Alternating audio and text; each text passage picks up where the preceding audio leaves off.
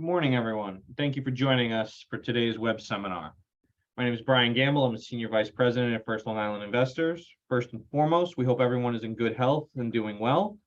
We have a lot of great information to cover today, so let's get started.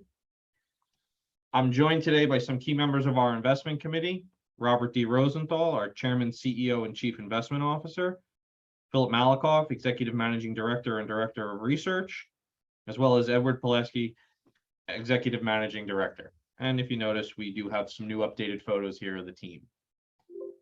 A few quick logistical items. All participants are currently in listen-only mode.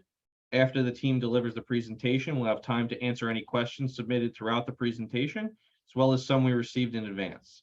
Please feel free to submit questions as we go through the presentation by using the dialog box labeled questions.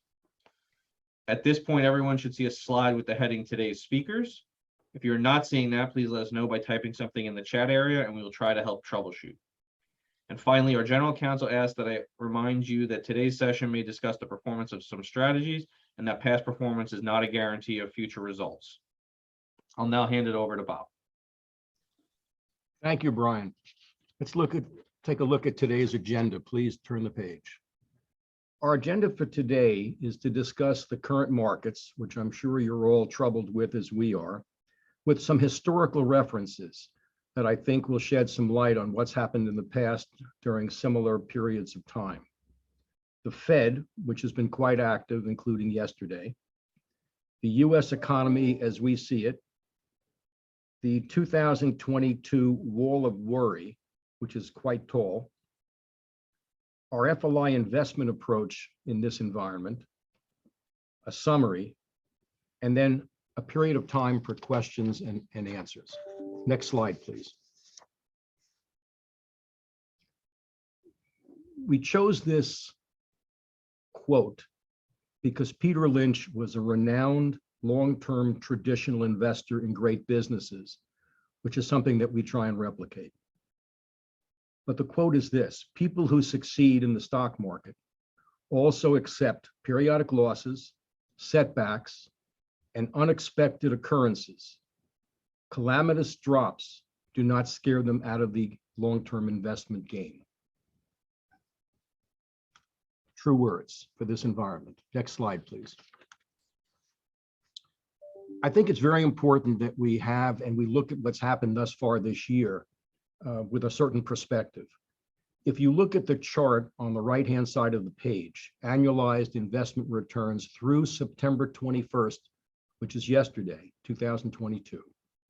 We've shown a 3-year annualized return and a 5-year annualized return, including the downturn this year through yesterday, of the S&P, the NASDAQ composite, bonds, and cash. And you can see bond returns are represented by Bloomberg Barclays US Aggregate Bond Index, and cash returns are represented by the 1 to 3 month T-bill ETF. As you can see, these returns are robust on a compounded basis.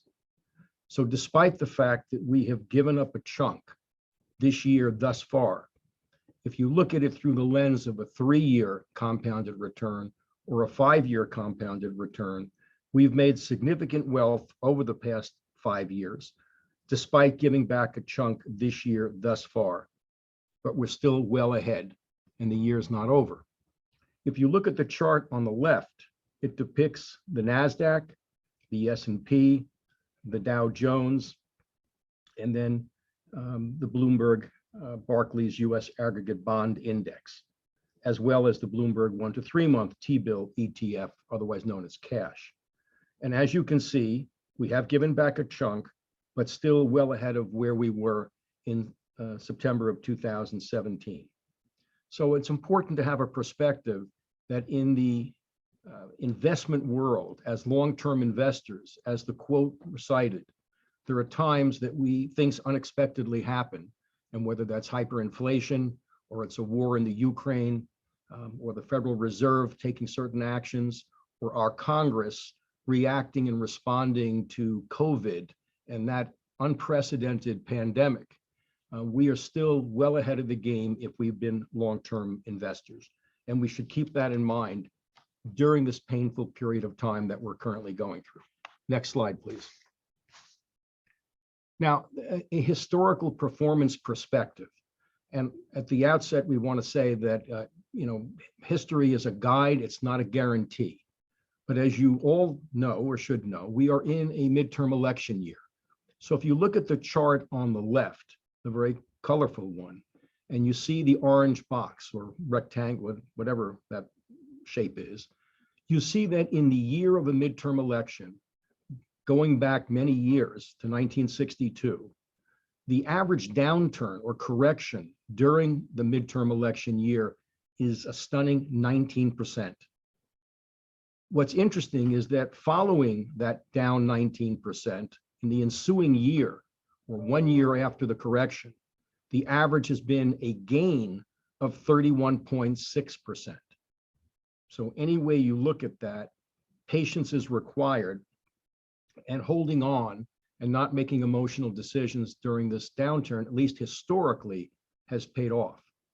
Now, if you look at the chart on the upper right-hand side, the average S&P 500 performance before and following midterm elections, and it's 1994, 98, 2002, 2006, 2010, 2014, and 2018, you see that the period of time from January to the midterm election historically has been very choppy.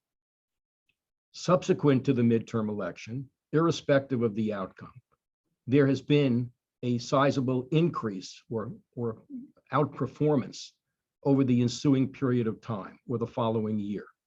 So again, patience pays off. If you look at the chart in the lower right-hand side, S&P 500 price return, 12-month period following a midterm election, from 1950 to 2019, the average has been 15.1%.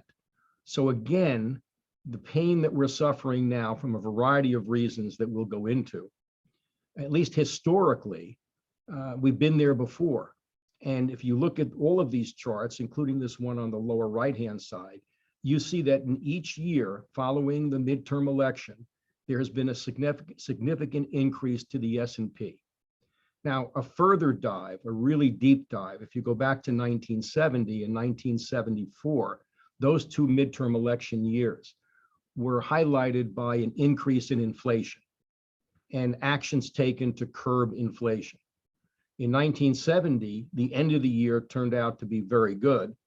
In 1974, the downturn continued somewhat, but again, in each ensuing year period, as you can tell by this chart, the year following 1970, the year following 1974 and the midterm elections, there was a substantial increase in the S&P. Now, again, history is a guide. It's not a guarantee. We hope this year that it rhymes. But what this does suggest is that we as investors, as long-term investors, must be patient. And we'll go into the reasons why we think that patience will pay off. But nevertheless, history has demonstrated with a number of data points that being patient will work to our advantage, and that this downturn, which is occurring this year, although there are specific reasons for it that may be somewhat different than the past, coincides with a downturn of 19% historically, and then we hope that history repeats itself with the significant gains that followed in the year after. So again, patience is the word, but history is not a guarantee. Next slide, please. Now, we preach earnings. Cash earnings are critical over the long term. And what this chart demonstrates is that with the pandemic in 2020, which was the last recession that the country faced, when there was a concerted effort to shut down not only the domestic economy, but a global economy, S&P earnings dropped to $137. And as you can see, coming out of that pandemic, with a lot of help from Washington, and many would feel that there was too much help from Washington, S&P earnings increased to $206. And this year they're projected to be $222. And we're pretty far through the year, and earnings coming out and guidance coming out from the S&P 500 has been most favorable. Now, 2023 and 2024 are estimated to be higher.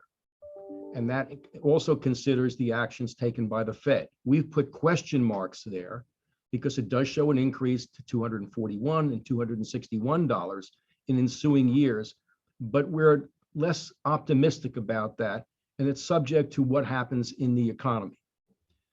But these are numbers from FactSet, which collects data from numerous sources. So as of now, given the earnings that were released a few months ago or a month and a half ago, earnings still look to be in an upward trend. We'll make the point later, but I'll make it now, that American business has outperformed the GDP growth of the economy and continues to, and that's very important. So again, there is the potential for a recession sometime over the next 2 years. There are some currency issues that we have to face, and the most recent Build Back Better America bill, which was somewhat slimmed down, did have some tax increases, which we believe are reflected in these projected numbers. But again, with all that's going on, it's possible that the earnings growth may not be as robust as suggested on this page. But nevertheless, you see the trend for better earnings growth with American business is in place, and we have a very strong foundation to start from. Next slide, please. Now, what's happened this year in the market is multiple compression. As we showed you on the prior page, the projected earnings for this year, and here we are at the end of September, projected earnings are 7.9% for the S&P. Yet the S&P is down more than 15%, and PEs have dropped significantly. This is multiple compression. So what we see is up to this point, we have good earnings growth from the S&P, yet we have a faltering S&P stock market, as well as a NASDAQ, which is even somewhat greater. And this we attribute, obviously, this is multiple compression because earnings have grown. So thus far, we're dealing with multiple contraction. We've not yet seen a drop in S&P earnings. And as the prior slide showed you, the projections for the future are for some S&P earnings growth. So this drop in multiple or compression in multiple is directly the result of the Fed trying to take money out of the system by raising interest rates and doing some tapering, which we'll get into a little bit later. Next slide, please. Here's where the problem is. Let me explain this chart. It shows CPI, but we all should keep in mind that the Fed uses the CPE, which is the PCE, excuse me, which is lower than the CPI. But this shows you going back to 1970, what the consumer price index has done. And we're currently at about 8.3%, which is a significant spike. And this is coming out of the recession of 2020. And this is what the Fed is trying to deal with right now. Now, to dive or dig a little bit deeper, the M2, which is monetary growth, last year was an astounding 40%, as Congress and the Fed tried to deal with coming out of the pandemic. And there have been some economists on both sides of the aisle who have suggested that Congress went too far in producing or creating too much money. So the Fed has to deal with, one, the fact that they dropped interest rates to zero, and now they're playing catch up because they thought that the inflation was somewhat temporary. It's proven to be stickier than that. So here we are at 8.3, fueled by a significant growth last year in money supply, or M2. And the good news is that M2 is down to 5% this year, and that reflects, again, taking liquidity out of the system to try and combat the inflation. As a point of reference, historical monetary growth has been about 10%. So at 5%, we're well below that, and at 40% last year, we were way, way above that, given the work that was done primarily in Washington. Next slide, please. Now, the Fed is playing catch up, and Fed Chairperson Powell yesterday made it very clear at yesterday's meeting, at the Jackson Hole meeting, that the Fed is going to be vigilant now, determined, and hawkish in dealing with Federal Reserve short-term interest rates, or Fed funds rates. And as you can see from what happened yesterday, the dots on the right side of the chart show you the Fed funds futures latest value. The FOMC dots are in green. The orange are the Fed funds futures. And it shows that rates are still going to go higher, but the market is perceiving it to be a little bit less than what the Fed is suggesting. But nevertheless, the Fed funds rate is projected at 4.4% at the end of this year, 4.6% at the end of 2023, 3.9% the end of 2024, and a little bit over 2% in 25. That's the Fed's projections at this point. And at the same time, they have shown or projected very modest GDP growth for the country. But as my partner Brian pointed out, the first 2 quarters of this year, we were negative, which is, at least from a definitional standpoint, somewhat near a recession. And the Fed is projecting some growth for the balance of the year. So that's good news, and some modest growth for next year, which is also good news, and which would mean that recession is being put off. But as you can see, we were operating at a very low rate of Fed funds rate for the longest time. And then it went up. Then we had the pandemic. It came way down to fight that. Again, it's one crisis after another. We had the financial crisis in 2008 and 9, and the Fed responded. And we had the pandemic, and the Fed responded, as did Congress. And that's created the inflation that we're dealing with right now. Next slide, please. In that battle to lower interest rates and keep interest rates low, both short and long, coming out of the pandemic, the Fed increased its balance sheet significantly to the highest point that we know of. In June of this year, the runoff started. So the tapering of the Fed's balance sheet also acts to be a tightening of financial conditions. So at the same time, the Fed started to increase the Fed funds rate, which increases interest rates. It also started the runoff or tapering of its balance sheet, which got to be over $8 trillion, almost $9 trillion. And that also is a tightening. So we're confronted with, as investors, at least for the time being, increase in the Fed funds rate and a reduction in the Fed's balance sheet, which will also tighten financial conditions. Next slide, please. Oh, okay. As you can see here, what's very important to us in terms of valuation for the securities that we invest in, as well as for real estate and private equity. The 10-year US yield, if you see the chart on the left, shows going back to 1970. Despite people's fears and the fact that mortgage rates have gone up significantly, the 10-year is projected by Strategis, one of our outside research partners, to be 3.05% at the end of this year. Currently, as of right now, a few minutes ago, the 10-year was trading at 3.68%.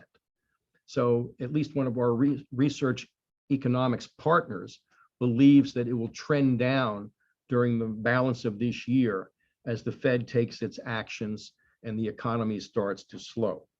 But just to give you a perspective, on the end of last year, 12/31/21, the 10-year was at 1.51%. In March, it was 2.34%. In June, it was 3%. In the end of this month, FactSet was projecting 3.4%. We've exceeded that. And the end of this year, 3.05%.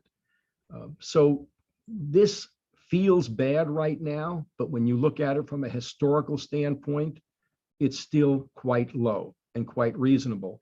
And that's important to us as we try and calculate the potential values of the companies that we invest in. Now, another chart that's important to us is the US 10-year real yield rate, which is the US 10-year minus the CPI, year-over-year CPI. And what that means is if you're investing in a 10-year treasury right now, you're getting a negative return. If you recall, we showed about 8%, and we're currently at 3.68% for the 10-year. If you subtract the CPI from the bond rate we can get now, it's a negative. Not a good investment over the long term given the level of inflation, although we do expect inflation to come down. Next slide, please. Well, time to turn it over to Phil Malakoff. Thank you for your attention. If you have any questions, we'll be ready to answer them later on in this segment. Thank you, Phil. Thanks, Bob.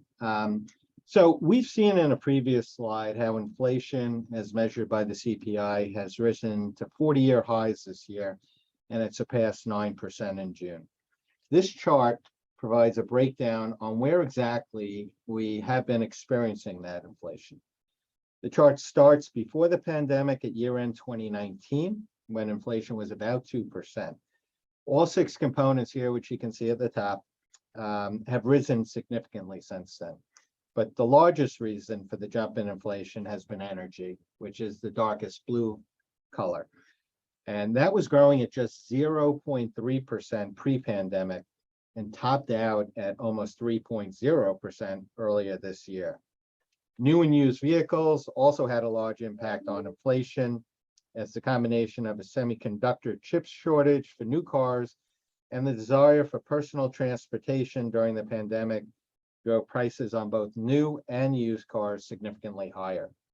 Pre-pandemic vehicles did not even register on the CPI component breakdown, but from mid-2021 to early this year, they were more than 1% and reached as high as a 1.6% contribution to CPI. Food prices were another important contributor to inflation. They rose from 0.1% contribution to 1.0%. The hospitality industry, which is the lighter green shading on this chart, was a negative contributor to CPI during the pandemic as it basically shut down. But then it jumped to about 1% of inflation in just 2 months' time in the spring of last year as people resumed traveling and going out to bars and restaurants. Shelter costs have been a big contributor to inflation this year, and we're almost a 2% contributor to CPI this summer. Medical and education costs, both of which fall into the other category, also rose significantly during this period. We go to the next slide, please. Okay, so last week, Bob and I went and saw Dan Loeb. He's a well-known and very successful hedge fund manager, speak at a conference. He believes that the economy is pretty strong and he's seeing some positive signs. So, given what we've discussed already, high inflation, a slowdown in GDP, higher interest rates, why would he say that? Well, over the next few slides, we're going to show you why. And first, the labor market is strong. The unemployment rate, which is the red line on the chart on the left, peaked at about 15% during the pandemic as the hospitality industry shut down and other industries were greatly affected as well. That rate has fallen quickly during late 2020 and consistently since then to about 3.5%, which puts it near historic lows. Non-farm employees, which are the vertical blue bars, have been steadily rising, and we've now recouped the 22 million jobs that were lost during the pandemic. From an employment standpoint, the country is back to where it was pre-pandemic. On the right side of the slide, you can see the labor force participation rate. This measures the number of people who are either working or seeking employment as a percentage of the civilian population. This rate has been on the downswing since late 1999 when it topped out at 67.3%. It stabilized about 63% for many years leading into 2020 and then dropped precipitously during the early stages of the pandemic. But since the bottom, it has made its way back to 62.4%, almost up to the 63% pre-pandemic. But we should note there are a lot of changing demographics in the country that will continue to keep this number below its highs. First, there are a lot of baby boomers who have retired or are thinking of retiring and will retire shortly. Over the last 10 years, retirees have risen from 15.5% of the population to about 20%. Additionally, the number of highly skilled immigrants entering the country on visas has slowed tremendously due to COVID, and there are backlogs on issuing new visas. There are now 2 million fewer working age immigrants in the US than if COVID had never happened. Let's go to the next slide. On the next slide, you can see why having a higher participation rate is important. Currently in the country, there are over 11 million advertised job openings known as JOLTS. There are about 5.6 million unemployed workers, creating a ratio of nearly 2 job openings for every unemployed worker. And this has jumped significantly from pre-pandemic levels of about 1.1.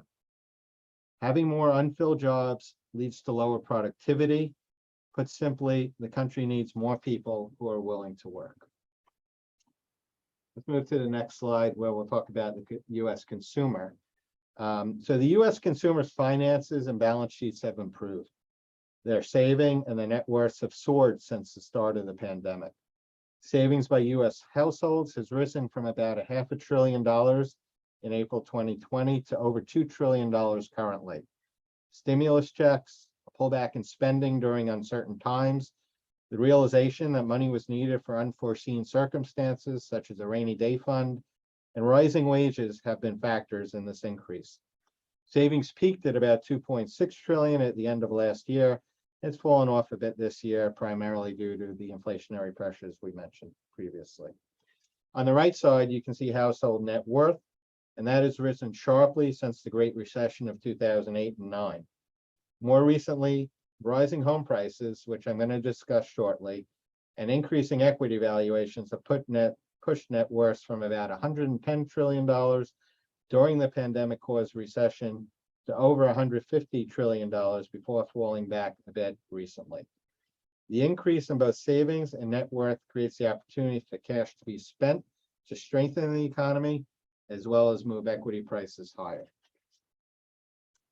Let's move to the next slide. Consumer sentiment. This is a very interesting slide. It shows consumer sentiment as measured by the University of Michigan Consumer Sentiment Index. And overlaid on top of that is how the S&P 500 performs in the 12 months following peaks and troughs. The chart goes back to 1978 when the index began. And if we just look at the index itself, you can see its ups and downs. It's ranged between 50 and a high of 112. That occurred in January of 2000. Since the global recession of 2008 and 9, it has steadily risen from the low 50s to just over 100 before the pandemic hit. It has fallen sharply since then and hit an all-time low in June of this year at exactly 50. So when the index is at peaks, the subsequent 12-month S&P 500 return is 6.3%. However, when sentiment is low, and I just mentioned the index recently hit an all-time low, the market advances by an average of 26.2%. During the pandemic, the index bottomed out at about 72, and we saw a 43.6% subsequent gain in the S&P 500.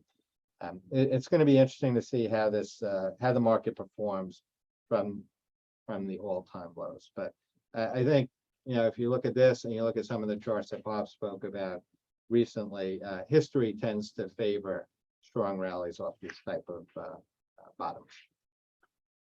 Let's move on to housing. So one of the things that's been a huge beneficiary of the pandemic has been the housing industry. And many families, they decide to leave urban areas and buy homes in the suburbs and rural areas. Northerners, especially those in high tax states, have migrated to warmer weather in Arizona, Texas, and Florida. And all of this has increased demand, and that combined with low inventory and historically low mortgage rates drove up home prices, as we can see on the chart on the left of this slide. Home prices here, measured by the Case-Shiller index, were advancing by about 4% annually before the pandemic, but they shot up during the pandemic, and earlier this year, they were growing at over 20%. More recently, that number is about 18%. Hot areas such as Tampa, Phoenix, and Miami have been extremely strong, experiencing price growth over 30%.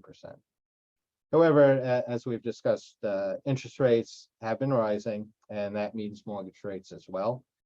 On the chart on the right, we can see that a 30-year mortgage, which was recently at an all-time low of about 2.5%, has risen to, well, on this chart, it's 5.5%. I'm not sure what date this is as of, but as of this morning, they were about 6.3% for a 30-year mortgage. And because of rising mortgage rates, there's been a sharp pullback in the number of homes sold, which you can see here with the blue line on the chart on the right. All right, let's move on to the next slide. So one of the most inflationary factors and biggest economic challenges during the pandemic was the significant disruption in the global supply chain. Critical goods couldn't be produced as there weren't raw materials available and there weren't enough workers available to produce them. And when they were manufactured, they couldn't get to where they were needed. The cost of containers to ship goods rose hundreds of %. The chart on the left shows the Global Supply Chain Pressure Index. This is an index compiled by the New York Federal Reserve, and it incorporates data from the shipping, air freight, and rail industries, as well as information from manufacturing firms in 7 large industrial countries. The chart shows that the supply chain pressures increased significantly during the pandemic, but that they have eased off this year, falling from a high of 4.3 last December to 1.5 in August. And should this trend continue, we may have already seen the highs in domestic inflation. The chart on the right shows how capital goods new orders from manufacturers have accelerated from the pandemic lows. And there is some correlation between the supply chain pressures that the economy experienced during the pandemic and the fall off in orders during the early stages of the pandemic. But the upswing in orders indicates that the economy is certainly strengthening. So let's move to the next slide. I'm going to shift gears just a bit here and discuss an area of concern, and that's the level of government spending. So over the past 18 months, the Democratic-controlled government has enacted 4 bills and proposed 1 more, which will cost U.S. taxpayers an estimated $4 trillion in spending. And this is coming at a time when our debt level is near all-time highs, and the interest rate to service that debt is rising. You can see a listing of the bills here on the slide. We believe these programs, while probably well-intentioned, are tremendously inflationary. A recent study done by a member of the Chicago Fed argued that without the support of fiscal adjustments or lower government spending, monetary tightening by the Fed will not have much of an effect and would lead to higher inflationary pressure. The study concluded that U.S. fiscal policy was one of the major factors behind the recent surge in U.S. inflation. Monetary and fiscal policies need to be in sync to be effective in controlling the economy, and unfortunately, that is not currently happening. And let's move on to the wall of worry. There's always a wall of worry for investors, and history has shown that the more bricks or items that make up the wall, the closer we are to some happiness.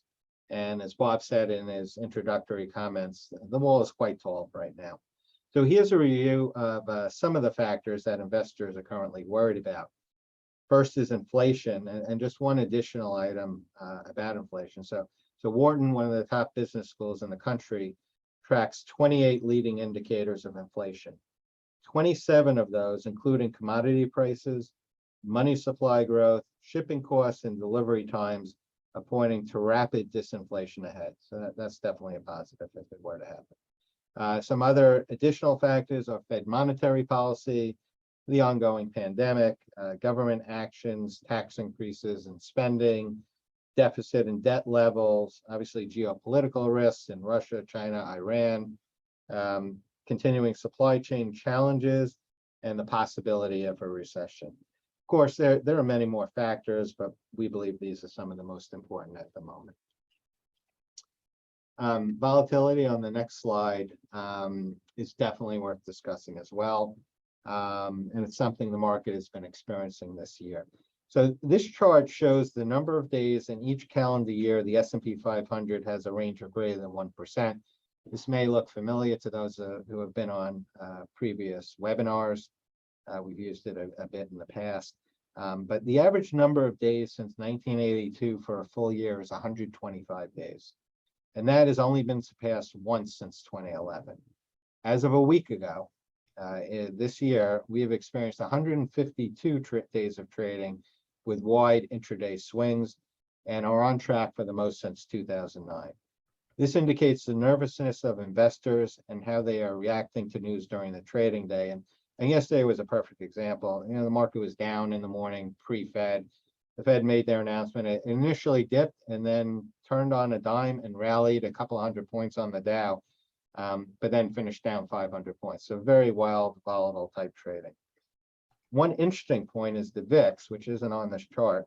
The VIX is an index of market volatility expectations over the coming 30 days. And while it's remained slightly above historical norms for most of the year, it just hasn't experienced the sharp moves higher that typically accompany extremely challenging economic and investing periods.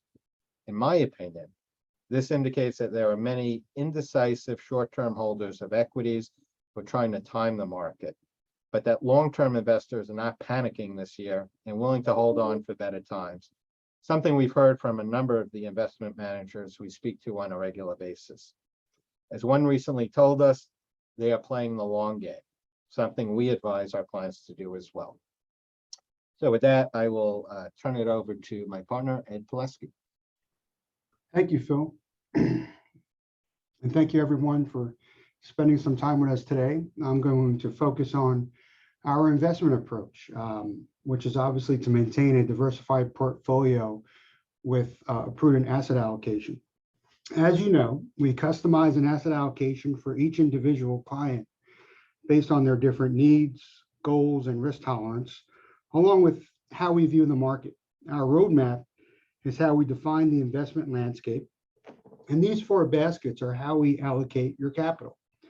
Through a prudent asset allocation, our goal is to protect and grow your assets over the long term. So as we move from left to right, we expect each of these baskets to provide better returns over the long term with more risk. So let's start with the first basket, security investments. We recommend maintaining an underweight with a focus on quality and short duration. With rates still low, not many attractive return opportunities exist at this point, especially on an after-tax, after-inflation basis.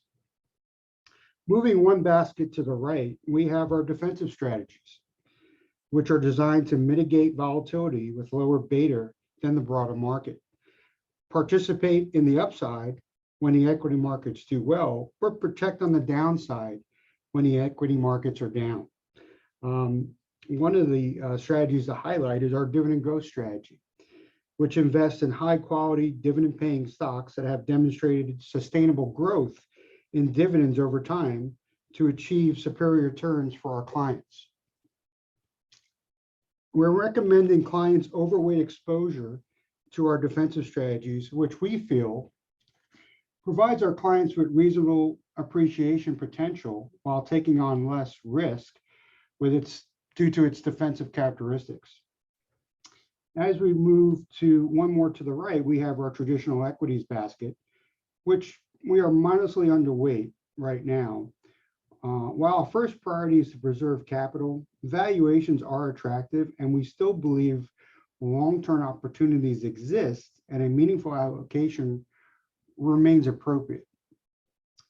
The final basket is private investments, which we'll utilize as appropriate, and we remain opportunistic where it's suitable for certain clients, as it's typically less liquid while providing diversification. Let's continue on with the next slide with regard to our investment approach. As we allocate away from fixed income and towards defensive strategy, this strategy kind of backs up why we're thinking along those lines. You're looking at comparative yields. One of the main reasons we remain underweight fixed income is that when you consider the current yields on bonds, which indeed remain unattractive and below historical levels.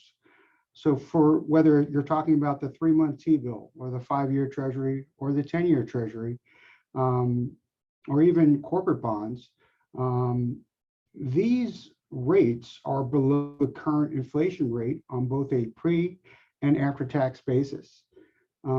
Despite this unattractive yields that you're seeing right now, we do continue to recommend fixed income as an important yet underweighted component of our clients' diversified asset allocation.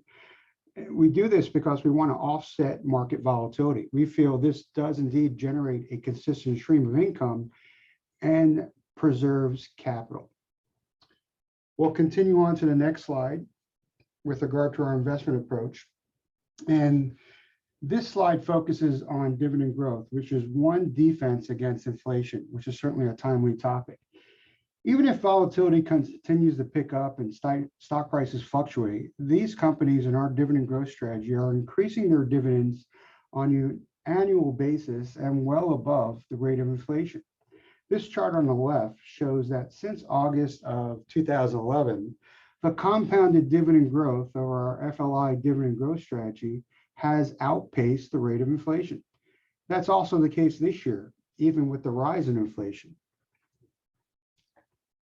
The portfolio's average dividend growth is 11.3 as compared to the inflation rate of 8.3. So this year, that's certainly been the case as well, where we're above that inflation rate. Our dividend growth strategy is predicated on the Gordon growth model, which supports our belief that the expected return of a stock is approximately equal to its dividend yield plus the sustainable growth of its dividend.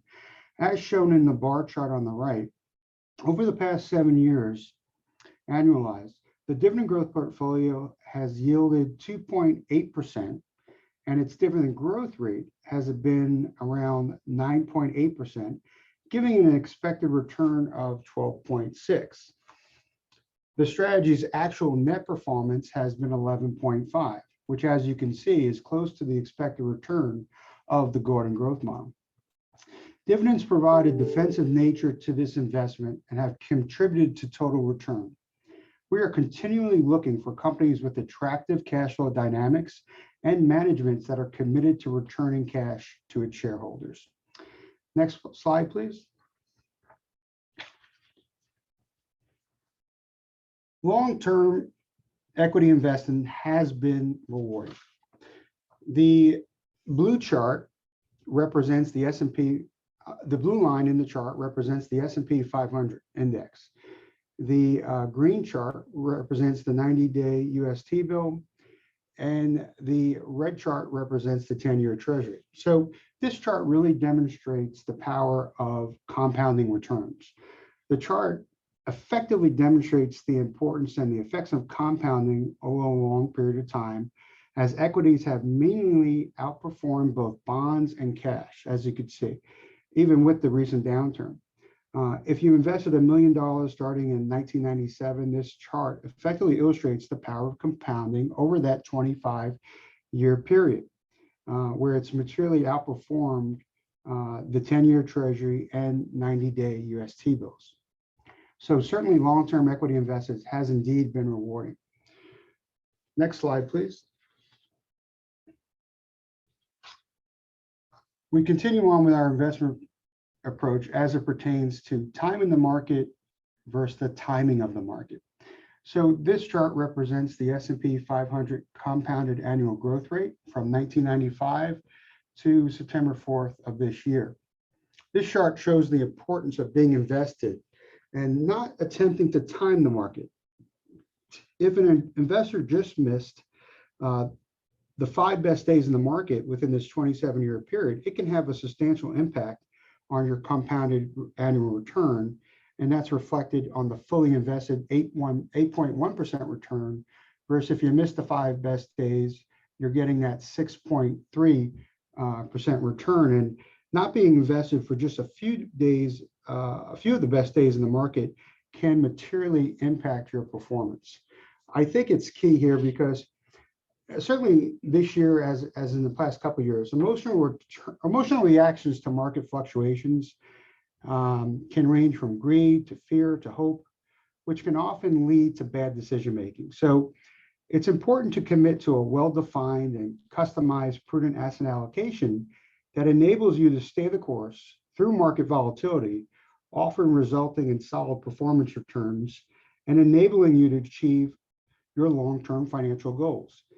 An effective way to avoid emotional investing is by working with your team here at First Long Island Investors to discuss your asset allocation and to ensure it provides you with financial peace of mind and enables you to sleep at night.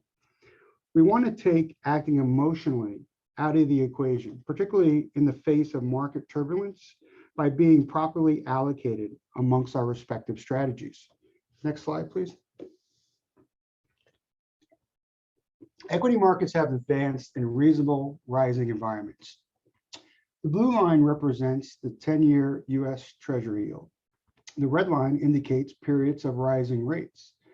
The boxes represent the S&P 500 annualized returns during those periods of rising rates. The chart basically shows that in periods of rising rates doesn't preclude attractive equity returns.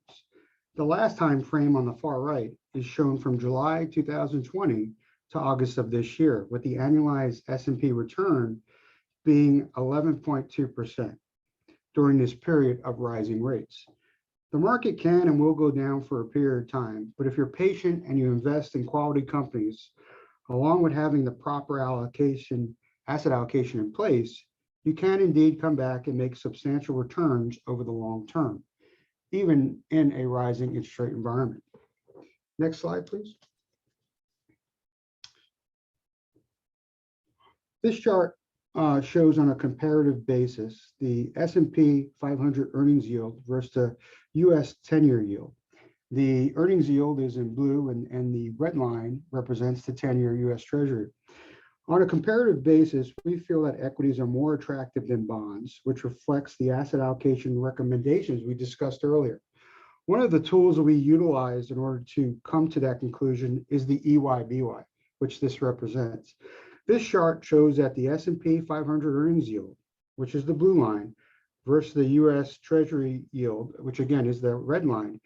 The S&P earnings yield is calculated by taking the reciprocal of the price to earnings ratio. The earnings yield is currently around 5.3 versus the bond yield, which is around 3.5, further backing up our conviction in being overweight equities versus bonds. So I'm going to pass it over to my partner, friend, and colleague, Bob Rosenthal, to take us through the summary. Bob? Thank you, Ed. Thank you, Phil. And thank you for all listening. We've thrown a lot of charts at you, and we hope you find them insightful. Despite the downturn this year, the significant downturn this year thus far, the U.S. equity markets have provided strong results over the long term, including the past 3, 5, and 10 years, as shown in an earlier chart. Earnings are forecasted to grow in 2022 and somewhat in 2023. The economy is doing reasonably well, as many of these charts demonstrated. Unemployment remains steady, although it is expected to increase. We believe that's the goal of the Fed, is to increase unemployment to some extent, not tip us into a recession, and therefore wage inflation will be controlled. And inflation continues to be high and impacting certain businesses, some more than others, as well as consumers. But a very important point is that American business, with its ingenuity, with its technology, is outperforming GDP growth thus far this year and has in the past. This is important. Never bet against American business, or America for that matter. The Federal Reserve actions, combined with inflation, are in part driving the current volatility. Now, volatility is a normal part of investing, but it never feels good. As many of you know, I've been doing this and my partners have been doing it for a long, long time. And when we go through periods such as we're going through now, it's never comfortable, no matter how many times we've gone through it. However, I would point out, as many of the charts have shown, that being patient rewards us in the long term. Now, geopolitical hotspots, the Russia-Ukrainian war, a sort of Cold War with China, concerns about Taiwan and Iran, as well as our own domestic political divisiveness, need to be watched. If you go back and read the thought piece that we put out in early January, you'll see that we suggested that it was possible that maybe one of these hotspots would blow up or cause a problem. We did not know or have any idea that Russia would be as inhuman as they are and invade Ukraine, but it is causing added volatility and concerns, especially when the Russian president threatens to use a tactical nuclear weapon in Europe. This is something that we have to watch, and it's added to the nervousness and uncertainty of investors. Next slide, please. We believe being patient with a prudent asset allocation that is overweighted to our defensive strategies, while still underweighted to fixed income and modestly underweight to traditional equities, is the best course for most investors at this point. Our defensive strategies over time have provided good return, as Ed suggested, while mitigating some downside. Our traditional equity strategies right now, we believe, are undervalued and present long-term opportunity. And at the current time, fixed income, although an anchor and it helps us to sleep at night, on an after-tax, after-inflation basis, is not a great place to be. Maintaining enough cash and high quality, short-term fixed income to sleep at night is important, but having a prudent, diversified asset allocation is the key to growing your wealth over the long term. If you go back to that thought piece and our quarterly pieces, we have suggested rather strongly that each investor maintains somewhat of a cash buffer so they can sleep at night, but not to just totally disrupt the long-term asset allocation, which should grow one's net worth above inflation. We still believe concentrated portfolios of companies with strong fundamentals are best ideas, the best companies out there, and managed with a focus on quality and secular growth trends and or growing dividends. That's either earnings growth and or growing dividends, should prove successful over the long term. Reviewing your overall wealth management plan with an eye towards understanding the tax, charitable, estate planning, and insurance options is a critical step, and one that we can help you with in conjunction with your accounting and legal professionals. Let me finish by saying this. This is a difficult period of time for all of us as investors. And whether it's the economy, whether it's inflation, whether it's the upcoming midterm elections, whether it's Congress overspending and contributing to inflation, whether it's the Fed playing catch up, and concerns about geopolitical hotspots, have made this a difficult year to navigate for us as investors in the short term. But in the long term, it has not discouraged us at First Long Island at all in seeking long-term opportunities to grow your core equity and our core equity as we invest side by side with you, because we do believe there are longer term opportunities for us to take advantage of. And this volatility presents opportunities. And we're working hard to try and harvest those that are not the best opportunities long term and those that are. So I personally thank you and hope you had a good summer. Looking forward to the holiday season, and perhaps some happiness will come towards the end of the year, as history has suggested, and if not the end of the year, certainly within the next 12 months from the midterm election. Brian, I'll turn it over to you for Q&A. Thanks, Bob, and thank you very much for sharing all of this with our participants. We'll now begin answering questions from our audience, and we've already gotten some great questions already. Please continue to send your questions over, and we'll get to as many as possible. As a reminder, use the Q&A function to submit any questions you might have. So first question that we have is, given a market correction of roughly 20% already, is now the time to start getting more offensive or to continue to be defensive? I'll hitchhike on what I just said. You never know where the bottom is, and we do, as I think one of my partners said, we do believe we hit a bottom in June and we're bumping along the bottom now. And there are companies that we see that are great, profitable companies that are down 20, 30, 40% this year, more growth-oriented companies.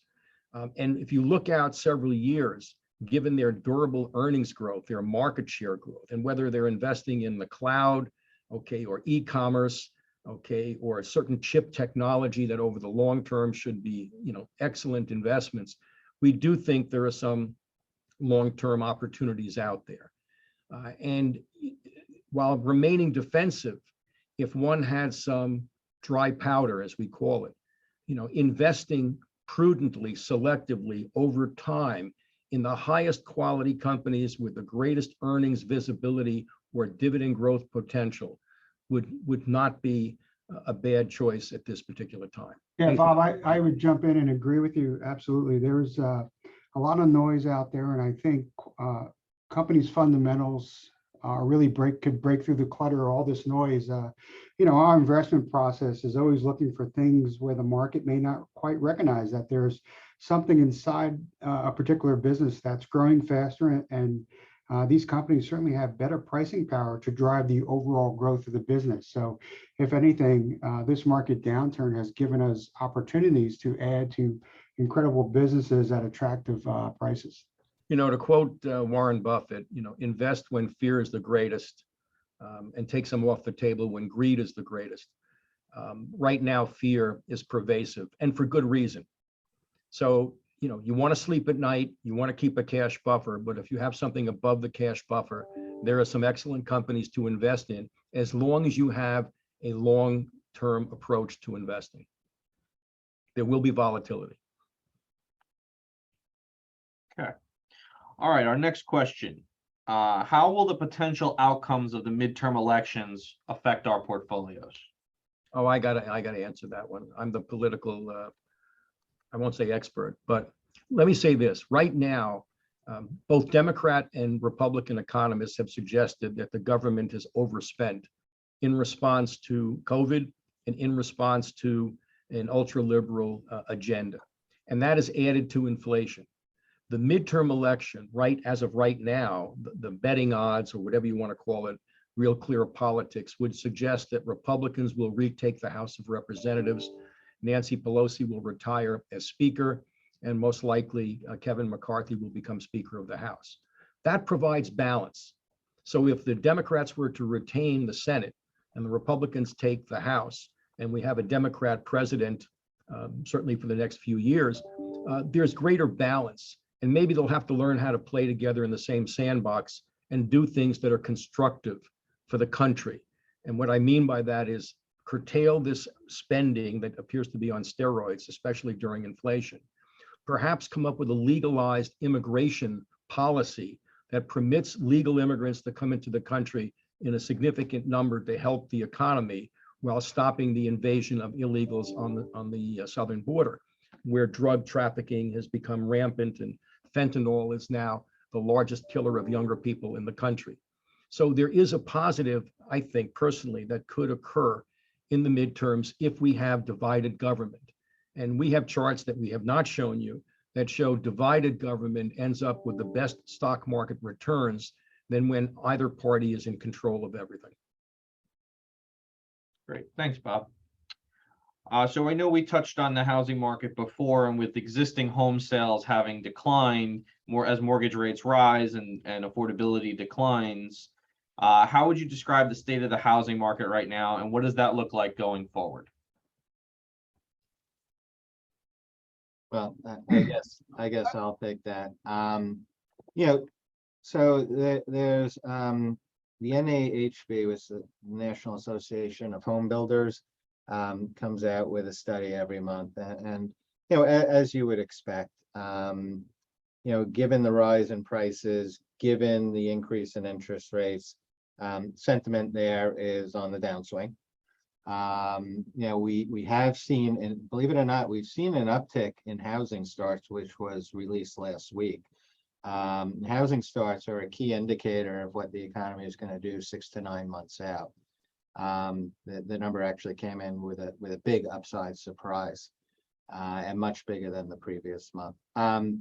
The bottom line is that there are still folks who want to be homeowners, first-time homeowners, or perhaps own second homes, and there's still going to be a market. There's still tight inventory. Unfortunately, that's going to keep prices high, but I suspect we'll see a turn in that. The key question is going to be affordability, really, and can first-time homeowners afford to become first-time homeowners?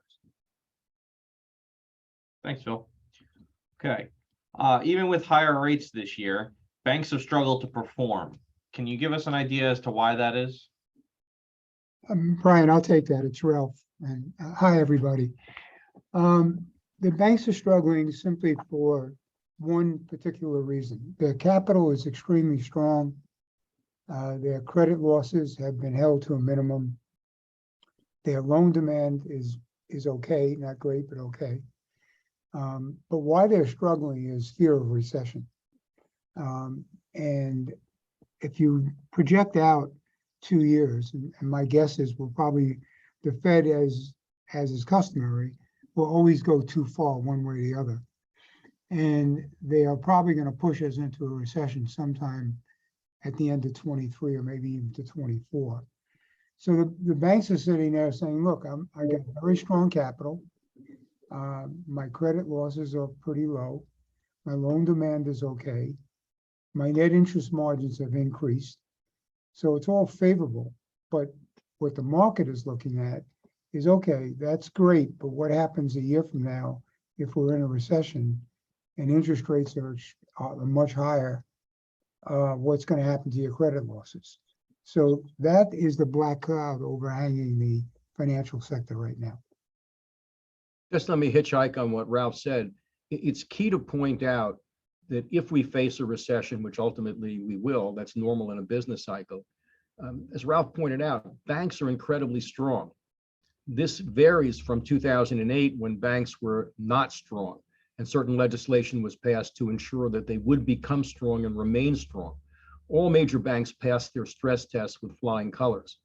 So if we are facing economic uncertainty, which we are, it's great to know that one, banks are very strong, and two, the consumer, as I think Phil pointed out earlier in the presentation, is also pretty strong. Now, of course, if you're at the bottom level of the economic strata, you're not strong and you're facing inflation, which is hurting.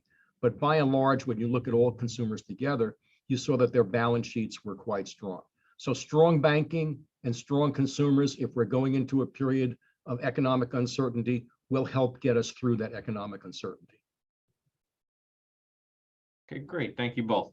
All right, well, that was the last question that we'll have time for today. On behalf of the entire FLI team, I would like to thank everyone for joining us, and I hope that you all found the session interesting and insightful. If you have any friends or colleagues who you think would benefit from joining future events like this, please let us know, and we'd be happy to include them in the invitation list. For our clients on the line, I would like to remind you that our investment committee is always available to discuss your individual asset allocation.